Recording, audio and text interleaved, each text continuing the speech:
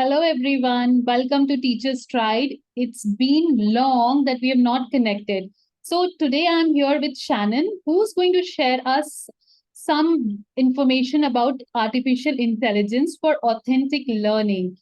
Here's something about Shannon. She has been an educator for since 2015. Starting as an early years teacher in Shanghai, China, she is currently an IB PYP language arts teacher for an international school in Indonesia. Shannon holds a MH BA in psychology as well as a PGCEI.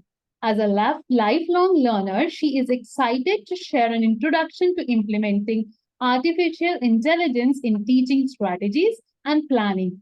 In this session, we will explore how can artificial intelligence tools enhance authentic learning. Thank you, Shannon, for being here. Over to you. Thank you so much, Anila. I appreciate it.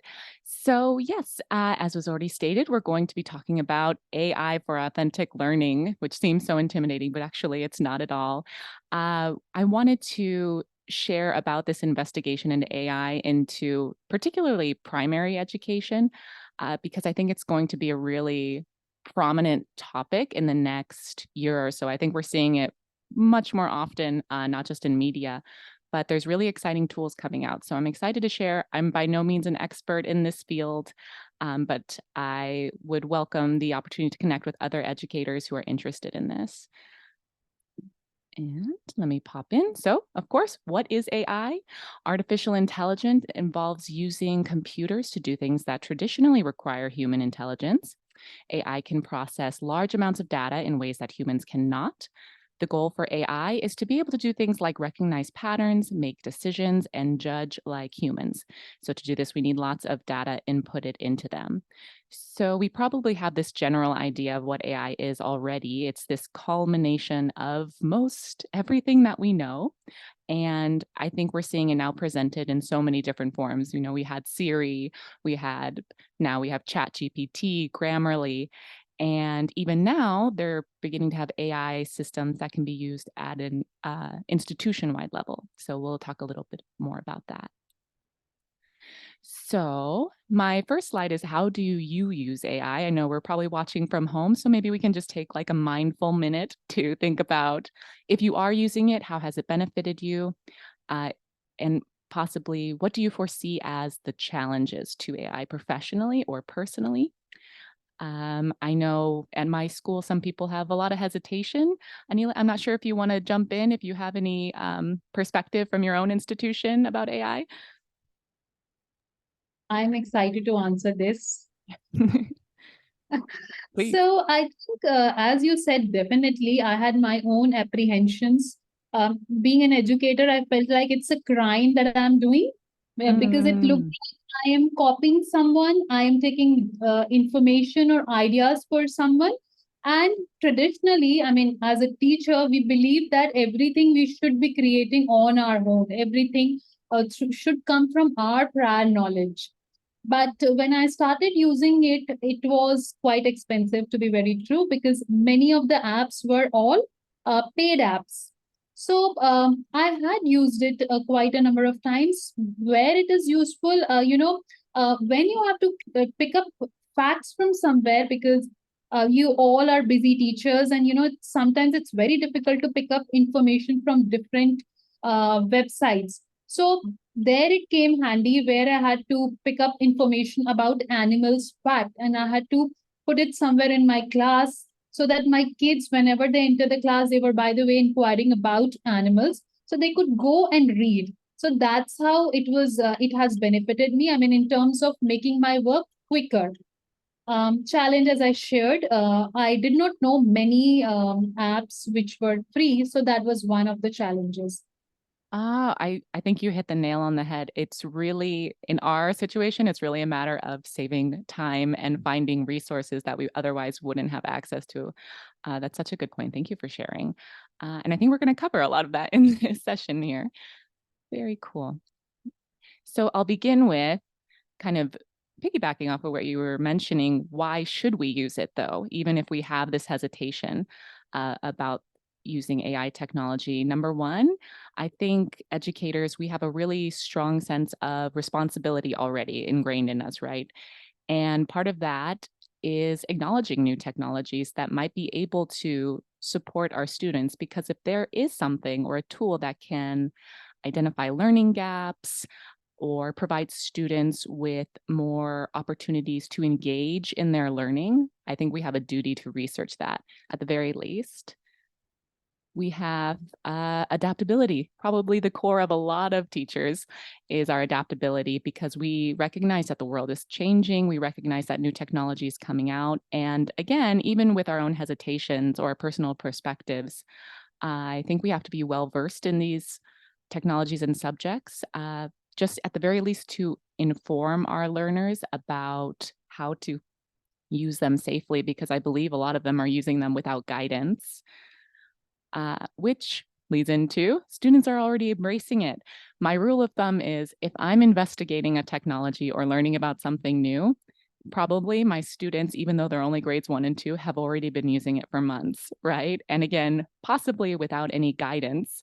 So I think it's just, again, responsibility and adapting to what the kids need and making sure that they're doing so in a safe way. And just to touch again, AI is not a replacement for learning. It's not a replacement for our craft as teachers at all.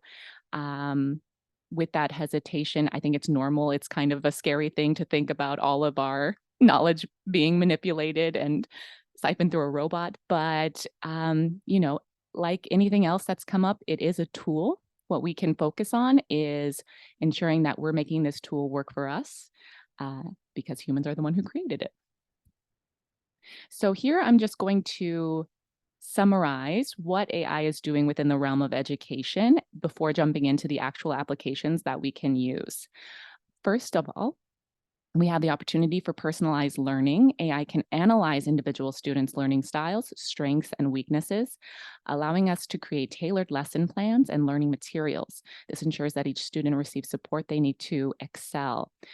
AI is capable of listening to students' reading. It can hear their pace, their tone, and pick up where they need more assistance, and give us more eyes and ears with our kids. Adaptive assessments, AI-powered assessments can adapt in real time based on the student's performance, which enables us to accurately gauge their understanding and provide timely feedback, fostering a deeper understanding of subject matter. Again, I think the assessments through AI are wonderful supplements to the learning that they're doing, something to also keep the students interested by using technology in the lesson. Content generation, probably the most fun when I speak, just like you were mentioning before, and other teachers. AI can assist in creating educational content such as worksheets, lesson plans, and even generate practice problems, saving us time and effort in content creation. Also, special education support. AI can be a valuable resource for supporting students with special needs, offering individualized learning plans, and assisting in creating accessible materials. Now, we wouldn't necessarily develop an entire IEP for a student from an AI program, but I think for teachers who may not have extensive training for students with special needs, this is a wonderful tool just to kind of get ideas. Again, another way to find support and resources. Language translation. I think we've seen a lot of AI powering language translation tools, breaking down these barriers and allowing us to teach and interact with students from diverse linguistic backgrounds more effectively. Furthermore, AI can help with the parent engagement. So I think that AI, being that there are free applications now, can be quite powerful to hand parents some ideas who maybe aren't sure how to support their students at home.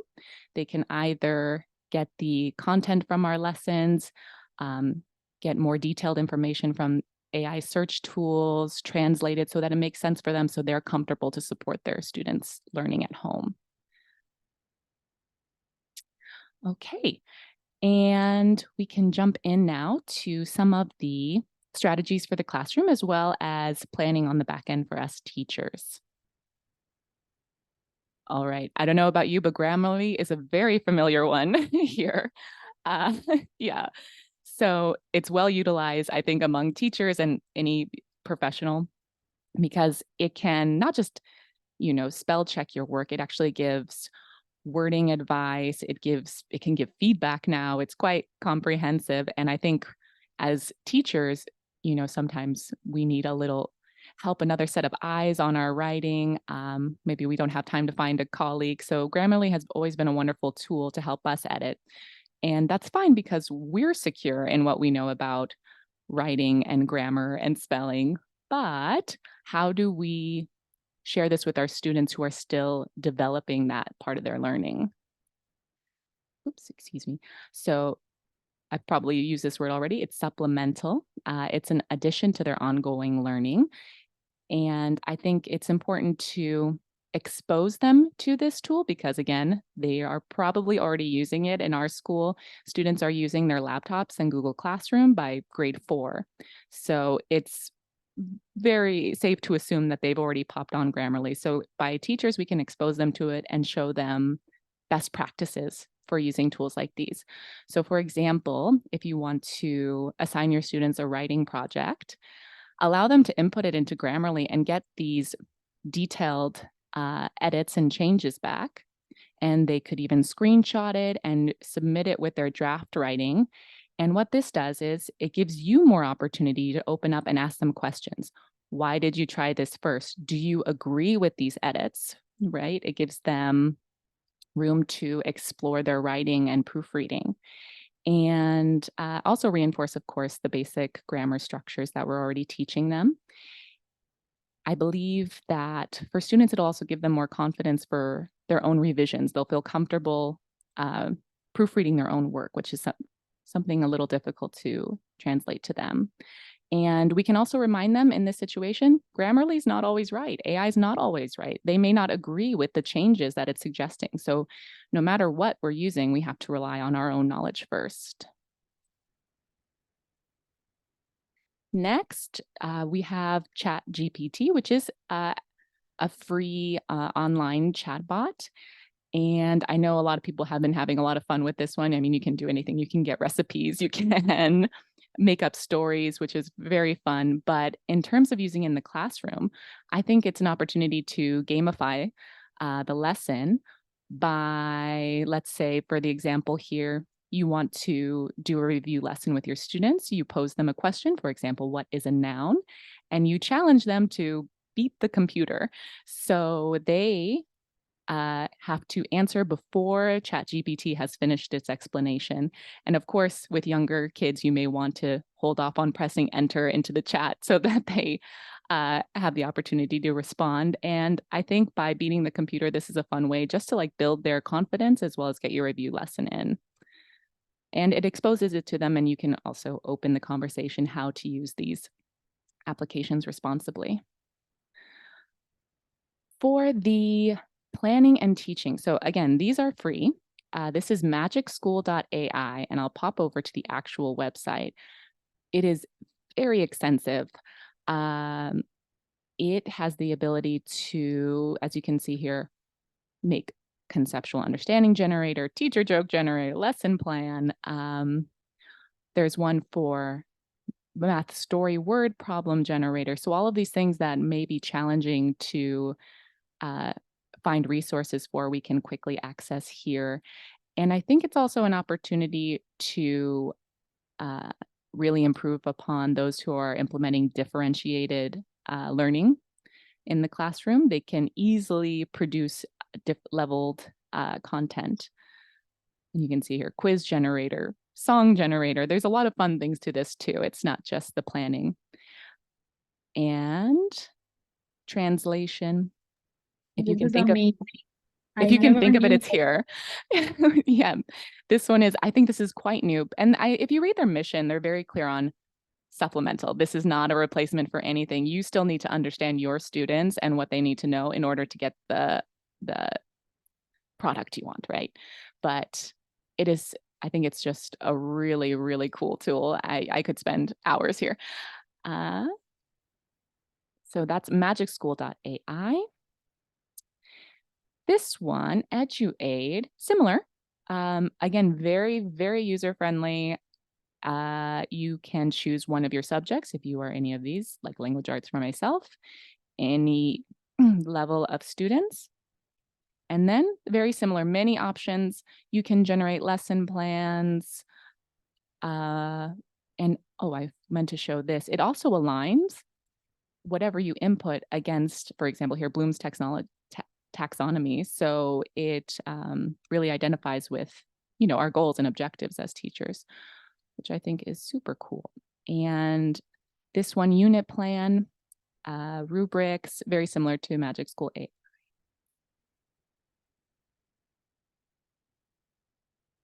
All right, Diffit. Diffit is also a wonderful one, especially in my subject in language arts, but any subject, because you can come up with leveled readers for your students.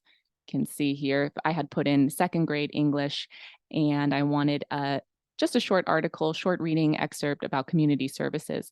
Oftentimes, again, I'm an IB, so we have to align our lesson with the theme at hand, and it can be quite challenging to find a reading passage that's appropriate for first graders about a topic like community services. Sometimes it's way too advanced, sometimes it's not advanced enough for their level. So this has been a wonderful tool, and I'll show you Diffit. Again, very, very user-friendly. You can type in introductions to, community. I'm sure with this, integration has become very easy, because at times you used to struggle with integration, how to integrate. Suppose it's you have materials as your inquiry, and we don't get used to get resources that well, and that too leveled ones. True, so true.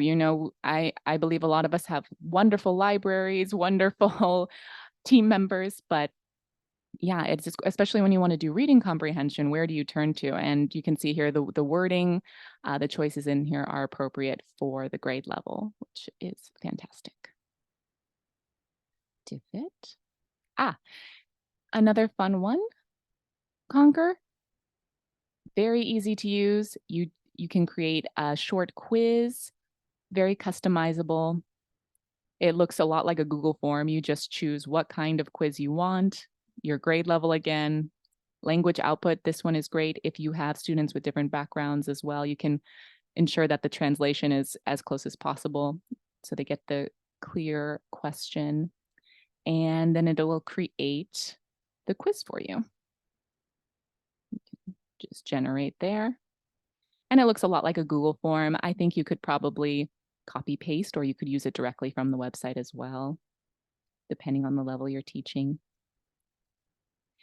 And then this is the one that I had mentioned at the beginning. There are applications that can be implemented at the institutional level. Now, I personally do not use this application. It's just one of many that I was investigating, but I think it's a good example. It's called Amira Learning, and Amira is an AI-powered reading coach backed by 20 years of research and development. It's able to listen to the students read out loud, assess their mastery, and then give one-on-one tutoring and instruction. And just for insight, again, I have not used this personally, but we can watch a little video of it to get a sense of how these programs are working. She just helps you read if you mess up. She just listens to your stories and helps you with a test. All cats are in the tally, curious, and learn quickly. Hold on. Let's review innately. Instead of sitting down with one individual student, I could have 4 students on the computer, all reading different passages at their level. She would work with them until they got it correct, and then have them practice it again. Be careful. I would like to take a test. I would like you to read this story aloud for me. Read until you reach the end of the story or until I tell you to stop. Mary? The automated running record has been very helpful because it does the work of the teacher for us. It keeps track of the words that were read correctly and the words that were read incorrectly, and then gives us a score of how many words per minute and the percentage. Amira cuts all that time of assessment in half for us. I think it's making me better at reading. Walked and screeched and called him rude names. I think that's just a wonderful tool. It's something I would like to investigate for my own school. and I think the kids would be very engaged with something like this. And that is another point I'd like to make before we wrap up the presentation. All of these tools, help us in our practice, but it also engages the kids in a way that's safe and exposes them to these technologies. So I believe She just helps you read if you that is the end of my presentation here. I'd like to say thank you for everyone watching, and Anila for your time. Again, I hope you found some of these resources valuable. I may not be an expert, but I just hope that if you would like to connect, I would really appreciate it. Here are my emails there. We can talk through email, connect on LinkedIn, whatever you like. Thank you so much. Thank you everyone for watching. If you have any question, you can write in the comment section here, and we'll make sure that Shannon is going to answer all those questions that you have. And Shannon, thank you so much. We were aware about ChatGPT. We were not aware about the particular apps the specific apps that you talked about. Thank you so much. I'm definitely going to use them and let you know. Oh, I appreciate it. I can't wait to share stories of how we're all implementing these things. See you. Thank you so much.